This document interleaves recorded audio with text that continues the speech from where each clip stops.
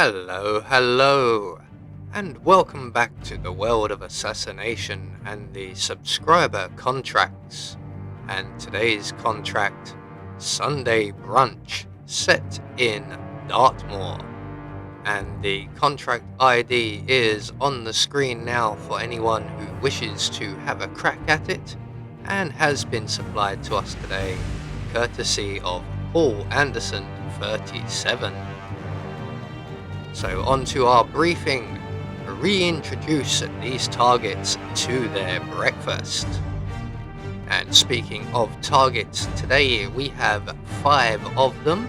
All must be eliminated whilst disguised as the mansion staff, and all via drowning accidents. And we also have only one exit available. We cannot be spotted. No bodies can be found excluding accidents and poisons, and we cannot pacify anybody, and we cannot change disguise as our objectives. So for today's challenge, we'll be starting as the mansion staff. We're going to have a remote emetic gas grenade stored up in the changing rooms, and we'll be bringing with us 2 vials of emetic poison and our Seeker 1. So right from the start and off the bat, we are going to make our way into the balcony above the entrance hall and straight out onto the outer balcony, up the drain pipe to Alexa Carlisle's bedroom. And if we time this just right, which I think we may have done, the serving staff will have just moved away from the table, and we can duck straight in through the window. We're just going to wait for the conversation here to play out and the male serving staff member to move back to the table, which he should be doing any moment now. Put down the feather duster, mate. It's clean enough. Can you not hear me? Hello? Hello? There we go. Right, so we're just going to approach the side table here, add an emetic poison to the cup of tea, and then make our way into the bathroom, and we're gonna hide ourselves just behind the bath here. And in a few moments, Alexa Carlisle will enter the area, and there she is, and you can see she is trailed by a bodyguard who is also a target. So Alexa will sit down, sample her tea, and she will get sick. And luckily enough for her, there is a bathroom on hand for her to purge herself. Now, she's an old lady, so this does take a little while, as she is not moving as fast as she used to. But eventually she gets sick. She makes her way into the bathroom. She is closely followed by her bodyguard, but he will take up station just outside the door.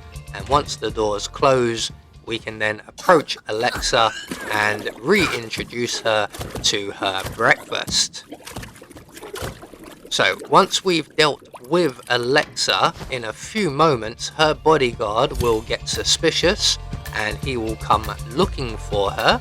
We're just going to wait over in the changing room area here, as he is a target, and when he comes and removes Alexa's body, we can then inject him with our Seeker 1 poison dart. He will take Alexa's body into the staff room, which is just over our right shoulder, just off screen at the moment. So Alexa has been tagged and bagged. The guard is radioing for some reason, but eventually he will bring her over this way, and he will be looking in the direction that he's traveling. And this is quite important because we are going to shoot him square in the chest with our Seeker 1. So just as he is passing us, we are going to pull out our Seeker 1.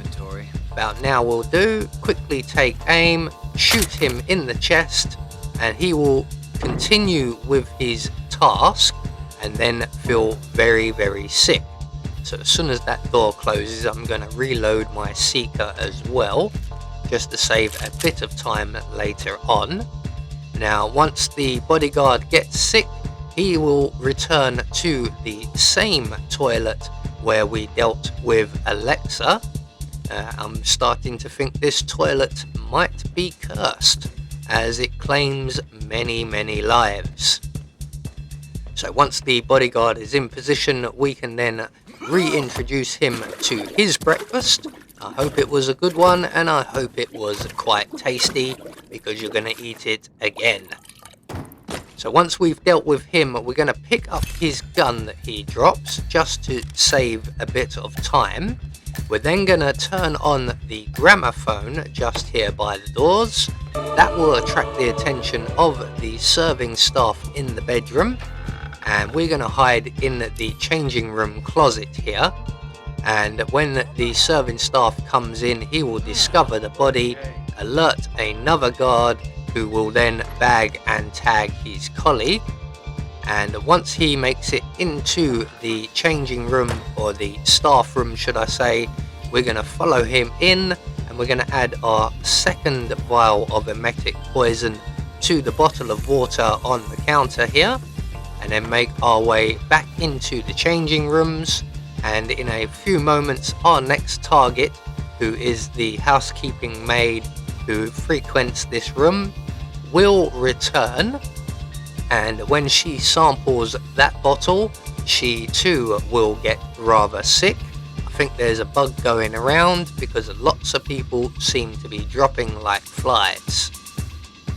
So once she has sampled the drink, she too will make her way to the cursed toilet in the bathroom. So here she comes now. She is an enforcer, which is why we're hiding. But once she has sampled her bottle of water, she will no longer be an enforcer. So we don't have to worry about hiding anymore. And she will make her way to the toilet. And once she is in position, we can then dispose of her by reintroducing her to what I would assume would be a very meager breakfast. She probably doesn't have time to eat much before her shift starts. So 3 targets taken care of. The housekeeping staff member is back at the chaise lounge, which means we can make our way through the bedroom, out the window, and back down the drain pipe from whence we came. And then down here we're going to quickly use instinct to check on the patrolling enforcer, and if he's on the left, we'll go to the right. If he's on the right, we'll go to the left, and down to the ground floor. And down here we are going to make our way into the changing rooms and retrieve our emetic gas grenade. And as we are isolated in here, we will remove the gas grenade from the briefcase, return it to the briefcase, and then select the detonator before heading off to the lounge. And our next target, who I believe is Gregory, yes, I've got that right, I do get the names mixed up sometimes. We're going to trigger the gas grenade at his feet there, and he will then proceed to get sick, and he will make his way to the downstairs toilet by the library.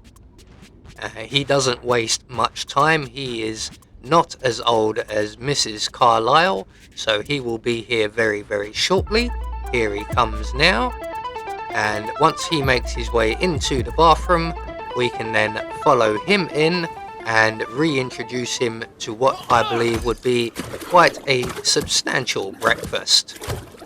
I'm sure he eats very, very well. So that's 4 targets now dealt with. We're now going to make our way to our final target, which would be Edward Carlyle. And we are going to get rid of him using our Seeker 1. Now we have to time this a little bit and position ourselves in such a way that we are not spotted. So as you can see, the private investigator is here with the 2 housekeeping staff members watching Edward Carlyle play the piano. Once Edward has finished on the piano, the staff members will go back to their routine and the private investigator will leave. We are safely away from sight in the corner, so we can pull out our Seeker 1 and aim in nice and high. We can shoot Edward in the back with our last remaining Seeker 1 dart, and he will make his way to the changing room, which is where the nearest bathroom for him will be. He does take a little while getting here. He's not moving quite so fast as his brother, but eventually he does arrive, and we can then reintroduce him to what by now would be his lunch. So once we've dealt with him, all that's left for us to do is to make good our escape, and there is only one exit available, which will be the bridge exit. So we're just going to head straight there and out of Dartmoor across the moors. So there we go, one more subscriber contract taken care of, and we'll just get confirmation all of our targets were eliminated according to plan, and we have met all of our objectives, including the no pacifications, and we will get our silent assassin rating.